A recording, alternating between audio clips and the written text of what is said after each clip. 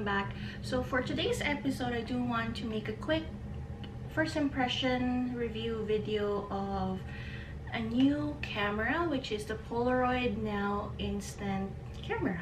So this camera was quietly released at the beginning of this year, if I wasn't mistaken, when Polaroid Originals announced that their name is just going to be solely Polaroid. Polaroid Now shortly after was made available to the market. I think the US may have got this first, just because the camera was just became available to the Canadian market maybe around closer to the end of May of 2020. So in the box, which is this one, I got, as you have seen earlier, I got the red unit. There is a USB cable because the camera can be recharged. There's a built-in battery in there. Unfortunately, it has a micro USB cable instead of a USB-C, so I'm kind of surprised by that, given that this is a very new camera. Anyway, I haven't recharged my camera just yet, so we'll see how that goes. As well as these two mini booklets. One is just like the safety information, and the other one is the quick start guide.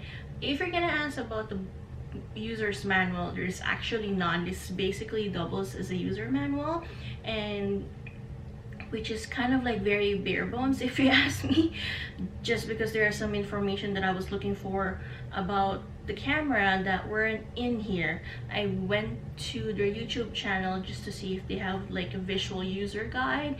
A couple of questions were answered in that video, with the exception of one, which I'm going to talk about shortly. The other thing is that as soon as you turn on the camera, you can also see that the flash button automatically turns on by default. You can actually turn that off by pressing it lightly, and that allows you to like shoot pictures without flash. This is an AF or autofocus camera, and this is one of the reasons why I purchased this. I wasn't too keen on the first two units that Polaroid Originals released prior to. So when I found out that there's an autofocus feature for this camera, that was like the one feature that appealed to me the most. Second of all, this is something that you cannot connect to your smartphones.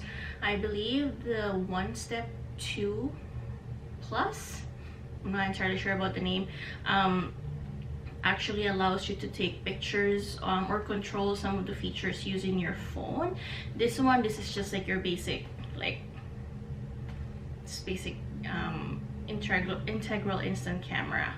Other thing to note is that the camera takes the Polaroid I-type film as well as the Polaroid 600 format. So basically what that means is that you can use the newer Polaroid film that does not have a built-in battery inside, because basically the battery is built in the camera. Older Polaroids don't have a battery within the body. You had to buy the 600 film integral pack, so that because those pack films basically has the battery inside, and that's also one of the reasons why the older Polaroid 600 integral films are quite pricey. You also guys need to take note is that since this is an autofocus camera, you will obviously want to maximize that feature, and make sure that when you are framing your image, you can actually half press the shutter button, and that actually allows you to ensure that what you're framing is in focus before you actually fully press the button and take the image. Currently I cannot actually show it to you because I just finished a pack of integral film in this camera to test, and interestingly the camera detects that there's no film left, which is a little bit different if you are used to using the older Polaroid units, the older 600 cameras, because again, they didn't have any battery inside the camera body. So if you want to test if the camera is actually working, you need to have a rather fresh empty 600 film cartridge, because the battery is built in there. And with that, because there's no battery in the I-type film packs, you can actually just break down the materials and like recycle them appropriately. The other thing too that I noticed, and this is because I've never purchased any of the newer Polaroid cameras until like recently, is that the camera was built to have the frog tongue activated. So the frog tongue is basically like a black plastic slash,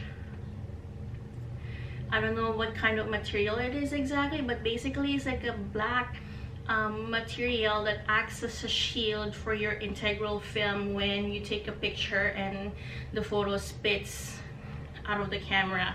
It kind of protects the image as it comes out, and you just have to like slowly remove the image from the frog tongue's coverage, and then basically the plastic just retracts back inside the camera body. The camera has a self-timer button, which is located right here.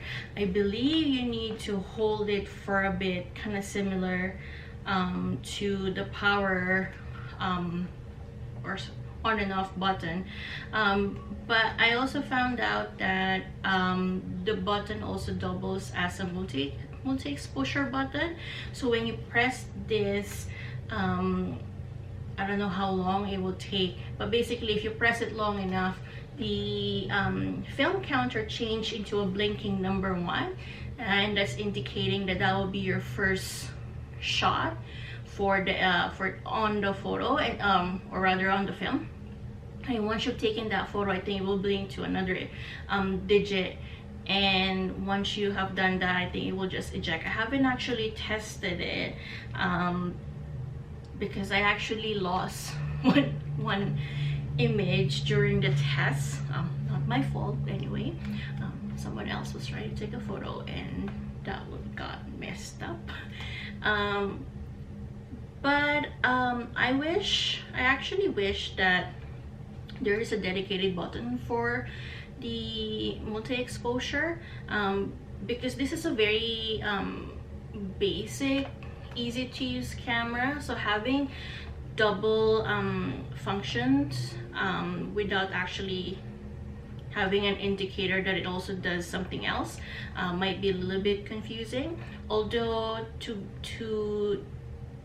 be fair, I was also thinking that probably there's not going to be a lot of people that might be using the multi-exposure feature, so that's probably why they just developed the self-timer button to perform another type of task for the camera. One thing that I did notice though is that even though there is a self-timer button for this camera, it doesn't have a tripod mount. So I'm actually like wondering, how are you going to take a self-timer without a tripod mount, which was kind of stupid if you if you actually ask me. But other than that, image wise, I was actually kind of impressed. I didn't have any issues with the autofocus feature. Might need to get a little bit of used to in terms of like the distancing and stuff. I have a photo of myself from last week that was taken, but maybe because it was framed too closely, so there was a little bit of like a fuzziness around the image. Other than that, I've basically taken a lot of landscape shots last week, and they actually turned out really good. It wasn't as crisp as the other instant camera that I was testing for the past month, but I thought this was acceptable. It was actually fairly good. I wasn't entirely expecting that, or rather kind of I have like a barely like a minimal expectation, because I haven't really tested any or used any of the newer Polaroids, so I don't really have any baseline in terms of how it's gonna perform. But overall, it wasn't too bad. I was really kind of surprised with this, because personally I was trying to not to purchase a lot of like devices that are still using micro USB-C, just for personal reasons, because I'm trying to streamline the cables that I have and trying to get rid of cables that I'm not using anymore, because technology, like, they changed so much. And then came this, which was kind of interesting. I actually haven't checked the strap that came with the box. It kind of looked, I think I just had a brief look into it, I haven't really installed it. It looked kind of flimsy actually, so I don't know if I'm gonna use something else. I did remember my parents' Polaroid 600, and the strap for that one is actually fairly good, and so I wasn't sure if this one will kind of hold up as well, or if I'm able to just get something else. Before I forget, I actually haven't noticed anything glaring about the camera's metering. I actually had a direct sunlight shot as part of my test pack, and that one actually came out really great. So which actually excited me, not necessarily for the camera but for the actual film, because many years ago I actually tried the first few batches of the Impossible film, and they were absolute crap. So to see how far they've gone actually made me really excited and made me happy about it. So this is something that will actually encourage me to buy more of their film and try more of their film. And if there is a different type of camera that they will release and that might interest me, maybe purchase another camera for the company, from the company.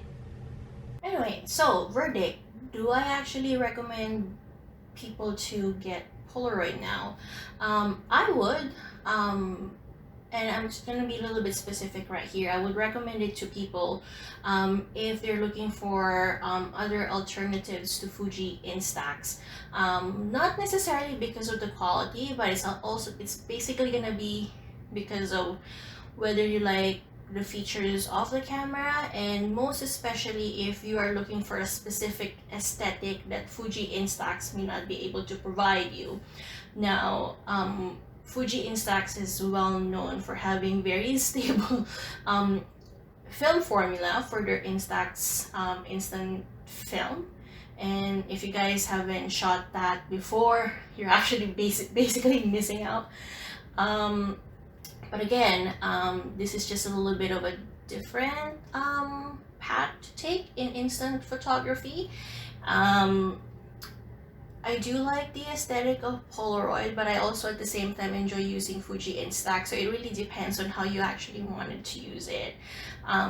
Granted, Polaroid film is actually a little bit more expensive than Fuji Instax, so that's also something that you may want to consider if you have the budget for that. Then, and if you're looking for something entirely different, then this might be something that's worth checking out. For price range, as I mentioned earlier, for film, for Polaroid, you're looking at probably around between 21 to 28 Canadian dollars, and that only yields you a pack of 8 film, square film, that is a little bit bigger than the Fuji Instax square film, whereas if you're shooting an Instax up until Instax wide, so between the 3 formats that they offer, so you're looking at maybe around 12 Canadian up to like maybe 25, but within that price range you actually have 3 sizes that you're looking at. Okay, that's all I have for you guys today. If you guys like this video, feel free to click your like or subscribe, and I'll see you guys next time.